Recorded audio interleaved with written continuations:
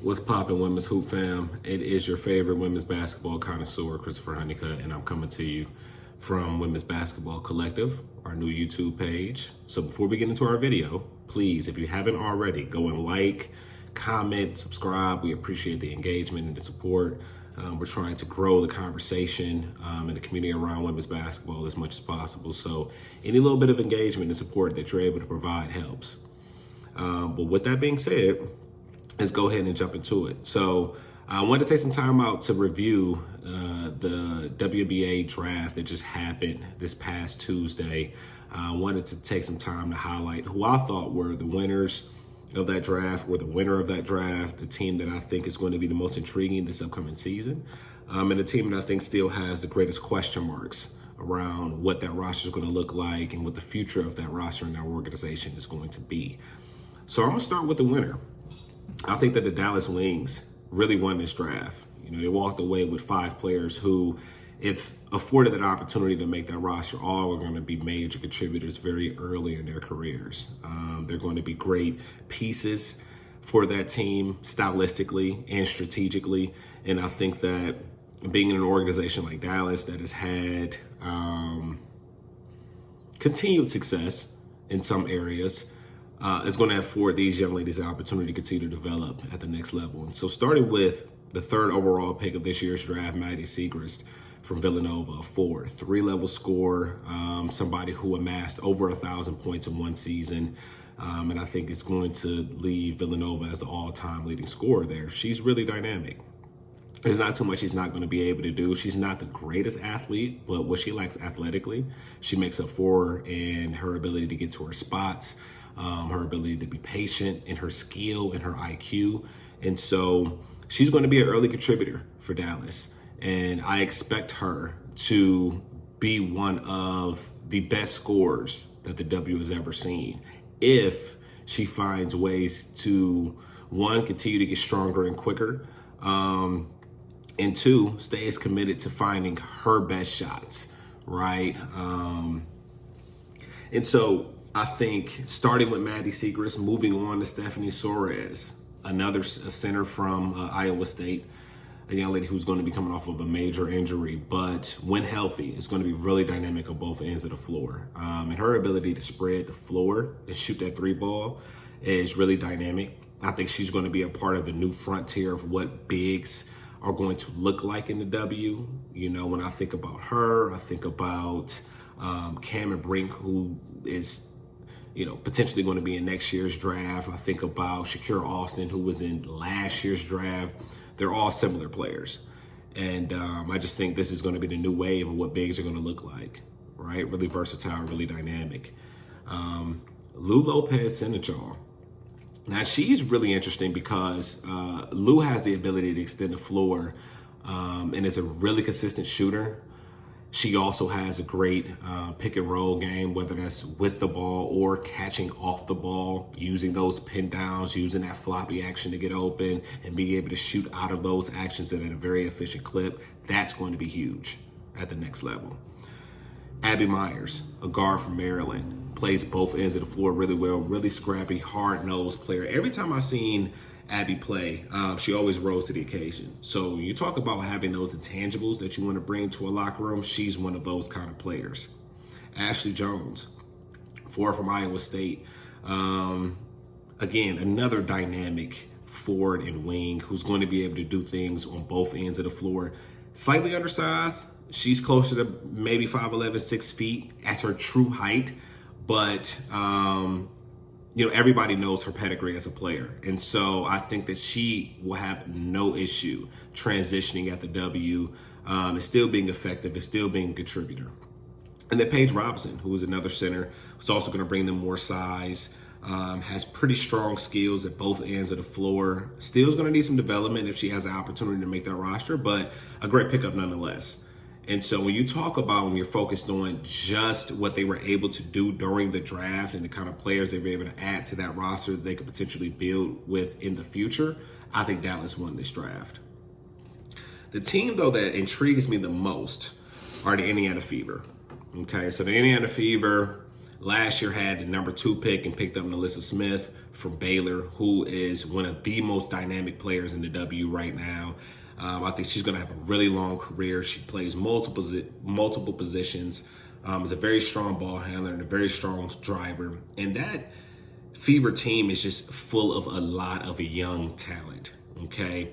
They added Aaliyah Boston, who was the unanimous best player in this draft, okay? She is a generational talent and is mentored by Tim Duncan. So when you talk about adding your generational talent with a generational mind and talent in Tim Duncan, there's no ceiling that exists for Aaliyah Boston and what she could potentially become and the kind of steward she can be for the game.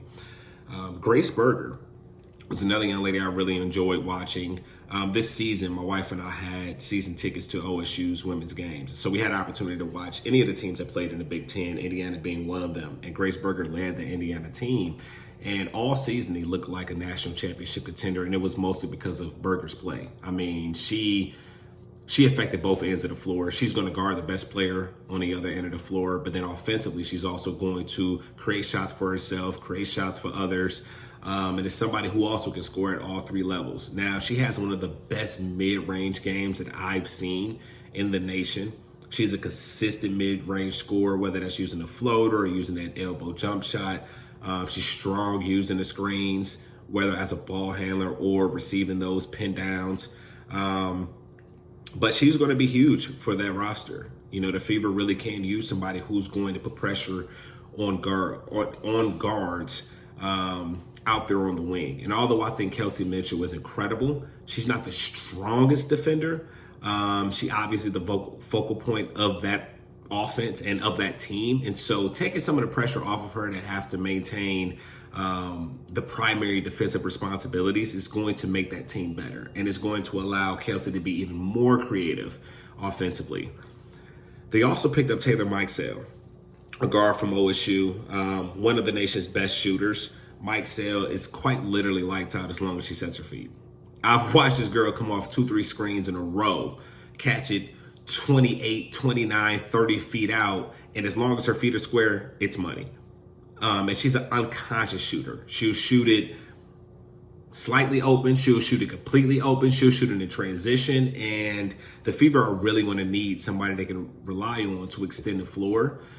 Especially because so much of their offense is predicated on Kelsey creating and then them trying to drive to the basket and create those additional foul calls. So adding Taylor Mikesell is going to be huge for this roster.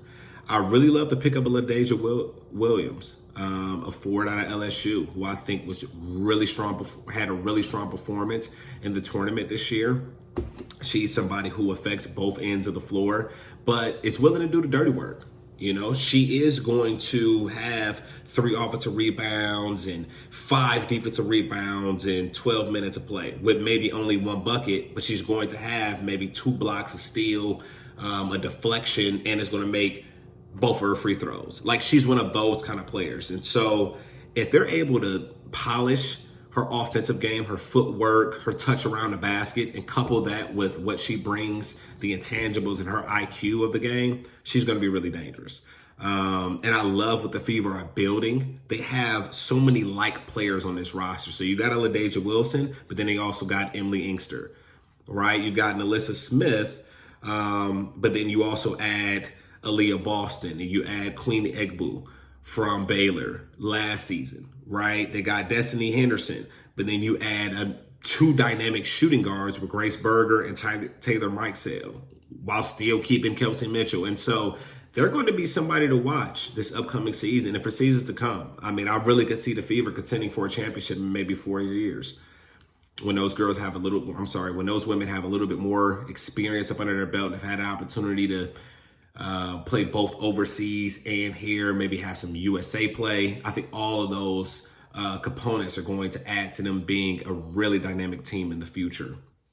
And then the last team that I think has the greatest question mark around what they are now and what they're going to be are the Seattle Storm. Okay, I mean, the loss of Sue Bird is monumental, not just for that team, but obviously for the league. She is the all-time assist leader in WNBA history. And so Obviously, losing a floor general like Sue Bird is so well respected and revered, it's going to be almost impossible to replace. Now, they do have Jordan Cannon on their roster. And then they have 3 returning players from last season. Obviously, Jewel Lloyd is going to lead that roster. And then they picked up Jordan Horston this season, who I absolutely love. Jordan Horston, to me, had one of the most WNBA ready games all season. Like, the way that she plays, it's made for professional basketball. You talk about somebody who has the ability to go get a bucket in any isolation situation. She is a matchup nightmare if you put a guard on her or if you put a big on her. And she has a really high IQ. Like, people don't talk enough about Jordan Horston's IQ. We talk overwhelmingly about her skill and her ability, but she's an incredibly intelligent basketball player. And the fact that she's able to create plays not just for herself but for her teammates while playing at the wing speaks volumes, right? That's elite level stuff. When we talk about that, that's what Bron is able to do. That's what Giannis is able to do. That's what Luka is able to do, right? And she has that kind of ability. And then Maddie Williams and the 2 other young ladies that they picked up later in the draft, I think are all going to be potential contributors. I don't really know what the roster construction will look like right before the season starts. I think there may still be some time to have some wiggle room. Obviously, training camp is going to get started here really soon. So I don't know how committed they're going to be to these additional young ladies outside of Jordan that they drafted. But I think they have a lot of questions that they need to figure out. What is going to be their, ongoing identity as a team now that Sue Bird is left? I mean, obviously you want to build around Jewel, but what type of team are you going to be? And I just think there's a ton of questions that they have to ask themselves before the season gets going in order for them to be successful this season. And so I appreciate you guys for tapping in and tuning in. It's really, really important that you guys go and like and comment and subscribe. If you would love to, I would really appreciate it if we could have some more conversation on who your favorite WNBA player is right now. So if you could leave that in the comments, that'd be great. I'll make sure I reach back out, and I appreciate you guys showing love to the page. Remember, this is Women's Basketball Collective. I am Christopher Honeycutt, and I look forward to checking in with you guys soon.